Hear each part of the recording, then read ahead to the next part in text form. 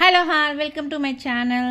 So long videos போட்டு ரொம்ப நாள் ஆகிடுச்சு. இப்போ வந்து ரெகுலராக போடுறதுக்கு வந்து ட்ரை பண்ணிகிட்ருக்கேன். ஒரு 10 நாளுக்கு ஒரு வாட்டியாச்சும் போடலாம் அப்படின்றதுக்காக. பாப்பாவோட பர்த்டே அப்போ எடுத்த vlog தான். பாப்பா வந்து 15ஆம் தேதி பர்த்டே இருந்துச்சு. ஸோ நான் வந்துட்டு கொஞ்சம் லேட்டாக தான் போஸ்ட் பண்ணிகிட்ருக்கேன். என்னால் வந்து எடிட்டிங் பண்ண முடியல.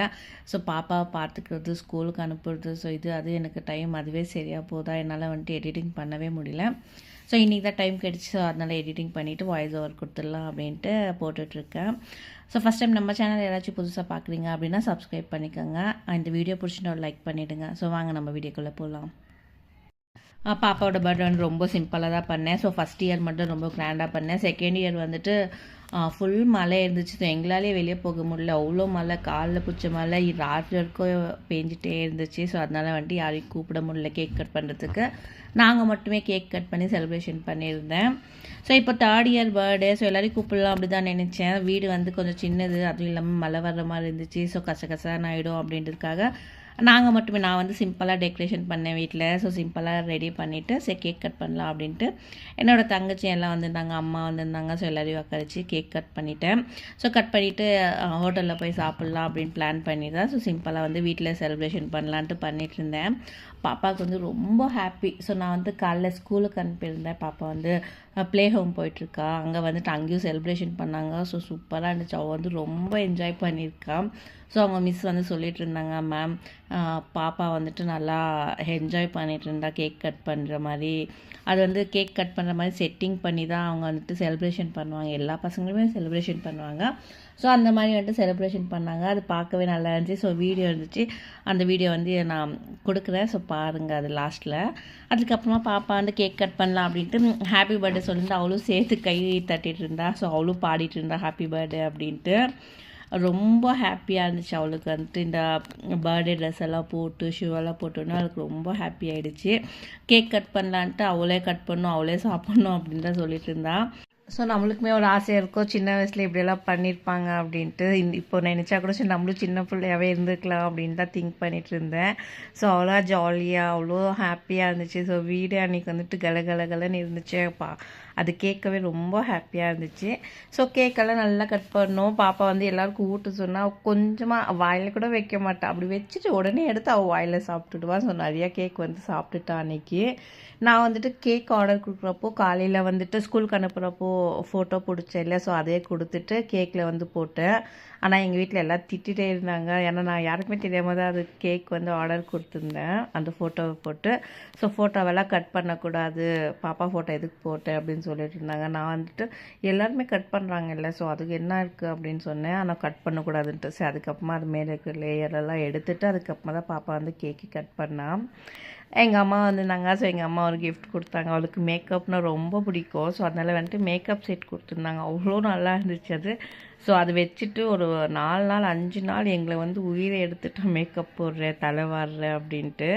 அவ்வளோ ஹாப்பியாக இருந்துச்சு அவளுக்கு. ஸோ அதுக்கப்புறமா அவளுக்கு வந்து கிஃப்ட் எல்லாமே லாஸ்ட்டில் வந்து நான் பிரித்து போட்டிருக்கேன். ஸோ அதை பாருங்கள் எப்படி இருக்குது அப்படின்னு நீங்களும் கமெண்ட்ஸில் சொல்லுங்கள்.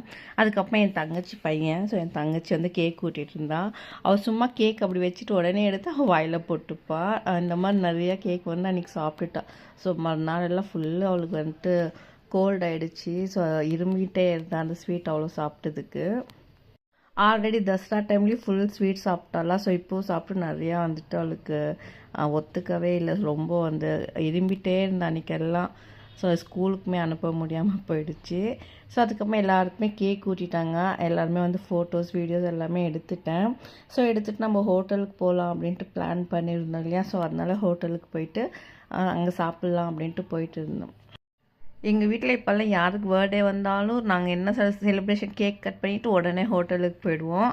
ஸோ அது வந்து எங்களுக்கு ஏதோ ஒரு மாதிரி ஜாலியாக இருக்கும், ஹோட்டலில் போய் சாப்பிட்றோம் அப்படின்ட்டு. எப்போவுமே வந்துட்டு வாரத்துக்கு ஒரு வாட்டி ஹோட்டலில் சாப்பிட்டு தான் இருப்போம். இந்த பர்த்டே யாருக்காச்சும் ஒரு பர்த்டே வந்தோடனே ட்ரீட் எங்கே அப்படின்னு கேட்குற மாதிரி ஆயிடுச்சு. குழந்தைக்கு பர்த்டே வந்தால் கூட ட்ரீட் நம்ம சாப்பிட்ற மாதிரி ஆயிடுச்சு. ஆனால் அவள் ஒன்றுமே சாப்பிட மாட்டாங்க போனால். ஸோ அவளுக்கு வந்து வீட்லேயே அன்றைக்கி வந்து கொஞ்சம் தயிர் சாதம் கொடுத்துட்டேன். ஸோ தயிர் சாதம் தான் சாப்பிட்டா. அதனால அவளுக்கு பர்த்டே இருந்தால் நாங்கள் போய் சாப்பிட்ற மாதிரி ஆயிடுச்சு. ஸோ நான் யாருக்கு சின்ன குழந்தைக்கு பர்த்டே வந்தாலும் நாங்கள் வந்து செலிப்ரேஷன் பண்ணுவோம். போன வருஷமும் அப்படி தான் பண்ணியிருந்தேன். பாப்பாவுக்கு வந்து கேக் கட் பண்ணிட்டு ஹோட்டலுக்கு போயிட்டு இருந்தோம். ஸோ காரில் மழை ஃபுல் மழை தான், பட் இருந்தாலும் சரி கார்லேயே போயிடலாம் அப்படின்ட்டு காரில் போயிட்டு தான் சாப்பிட்டுட்டு வந்தோம். நாங்கள் மட்டும்தானே, வேறு யாரும் எக்ஸ்ட்ரா இல்லை அப்படின்றதுக்காக. இந்த வருஷம் வந்து பர்த்டே முடிஞ்சு மறுநாள்லேருந்து செம்ம மழை பெங்களூரில். ஸோ தமிழ்நாட்டில் மழை அப்படின்னா பெங்களூர்லேயும் கண்டிப்பாக மழை இருக்கும். அந்த மாதிரி தான். உங்கள் ஊர்லெலாம் எப்படி மழை இருக்குது அப்படின்னு சொல்லுங்கள். எங்கள் ஊரில் வந்துட்டு துணியே காய மாட்டேங்குது. ஃபஸ்ட்டே காயாது, அது ஏதோ காற்று அடிச்சுக்கோ காஞ்சிருக்கும். இப்போ வந்து சுத்தமாக அந்த காற்றோட காயவே மாட்டேங்குது. மழை தூறல் வந்துகிட்டே இருக்குது.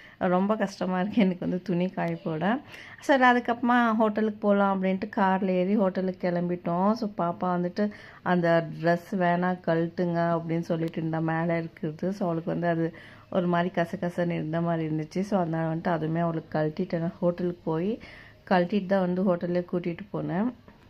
நாங்கள் எப்போவுமே வந்து ரெகுலராக எல்லா ஹோட்டலுக்குமே சுற்றி என்னென்ன ஹோட்டலுக்கு எல்லா ஹோட்டலுக்குமே போயிருப்போம்.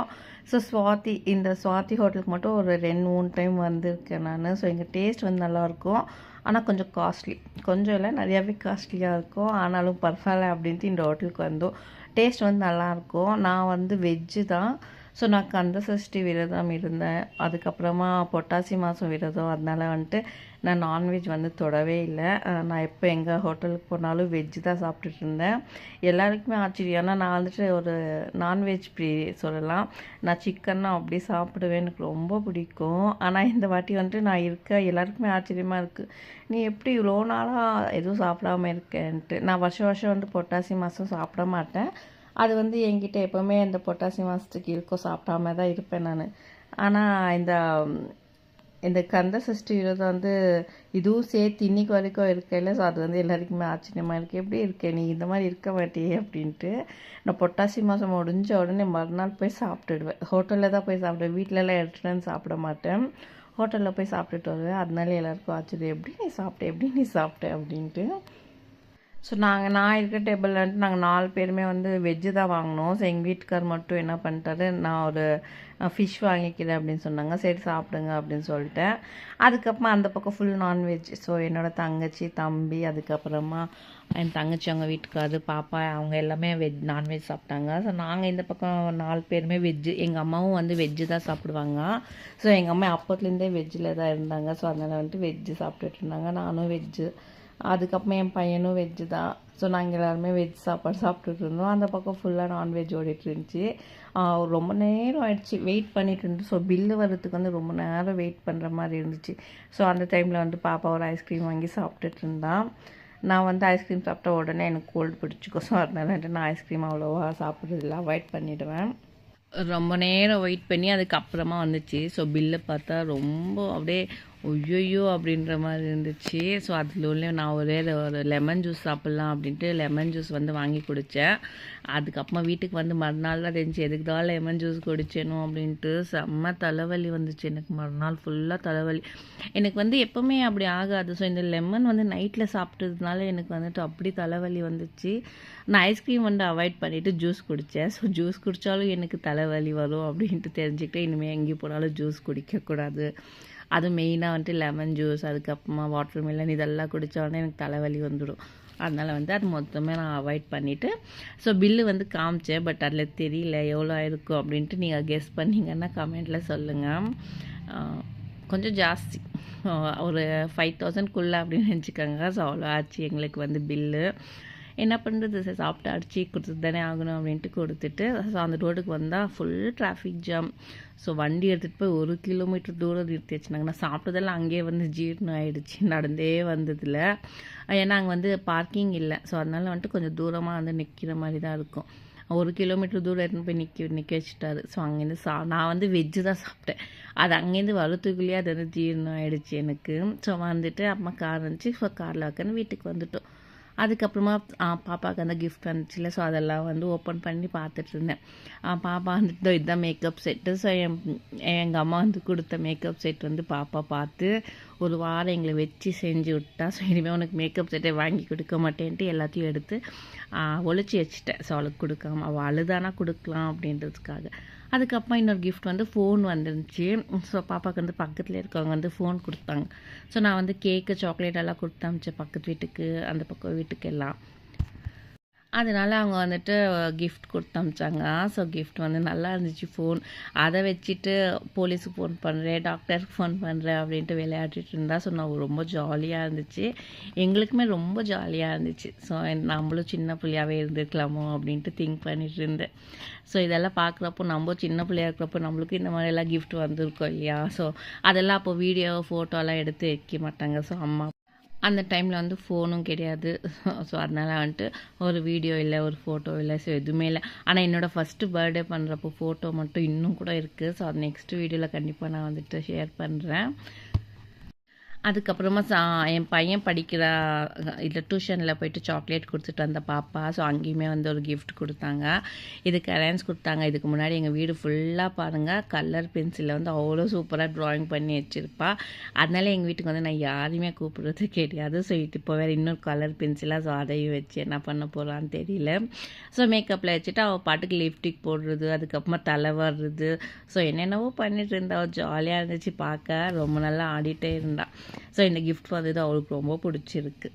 அவ்வளோதான், இந்த விலாக் கண்டிப்பாக உங்களுக்கு பிடிச்சிருக்கும்னு நினைக்கிறேன். ஸோ பிடிச்சிருந்தால் லைக் பண்ணுங்கள், என்னோடய சேனலை சப்ஸ்கிரைப் பண்ணிக்கோங்க. ஸோ உங்கள் வீட்டில் ஏதாச்சும் சின்ன பசங்க இருந்தாங்கன்னா கண்டிப்பாக நீங்களும் இந்த மேக்கப் செட் வாங்கி கொடுங்க. அப்போ அவங்க எப்படி விளையாடுறாங்க அப்படின்ட்டு நீங்கள் பார்த்து தெரிஞ்சுப்பீங்க. அவ்வளோதான், நெக்ஸ்ட் விலாகில் பார்க்கலாம். பாய்.